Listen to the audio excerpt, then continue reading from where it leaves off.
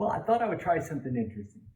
I get a lot of questions, a lot of repeated questions, and in this era of nonsense that gets validity by certain outlets of the, well, actually all the media now, which is absurd. I thought I would try something called, as you can see in the title, truce. Because I can't even say the word triune, because if I do, I get flagged or banned, which is extremely ironic, as in I am transgender. Either we're free in America or we're not. The fact that there's words that you're not allowed to say is ridiculous. If any word that I say mentally makes you unstable, honey, you got a lot more problems than me. I'm sure there's all kinds of terminology and slang and creative jargon that I've been called. Never to my face, but I don't care. So we're going to start the first one here. First one being, it's kind of ridiculous that I can't even say that on word, that because I'll get flagged, banned, warned, already have. Sometimes the post won't even go up.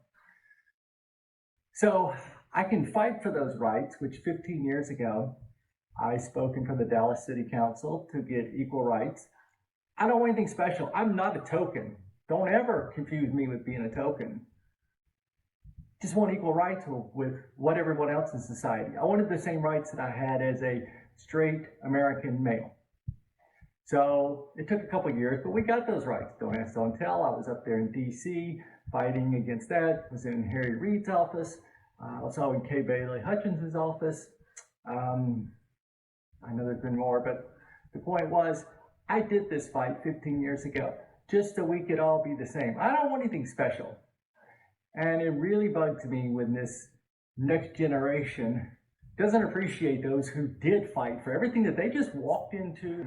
Second thing, I have been on hormones now for 15 years. I have two very good friends, about the same track that I was, and probably a good another dozen trans friends, just like myself, who've been on hormones for well over a decade. I haven't had a cramp, a period, or whatever this nonsense. It was bad enough when they were putting it on TikTok and all these other places and people were saying how it's true. Well, genetically, no, it's not true. You don't have a uterus, you idiot. Second, you don't get cramps. There's nothing to get cramps in. Again, genetically, it's not possible. The fact that now I see marketing campaigns for selling products that'll help trans females, like myself, male to female, for their periods and cramps. Well, you're an idiot if you buy it because it's not going to do you any good.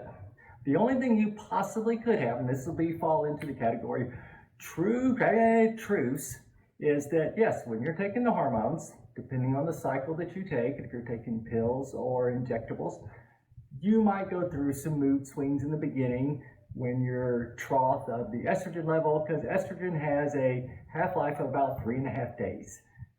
Most people take it every week. I take it every 4 days, but most people take it every week, so just think about it. Toward the end of that week, the trough of the estrogen going down is going to be in the low cycle.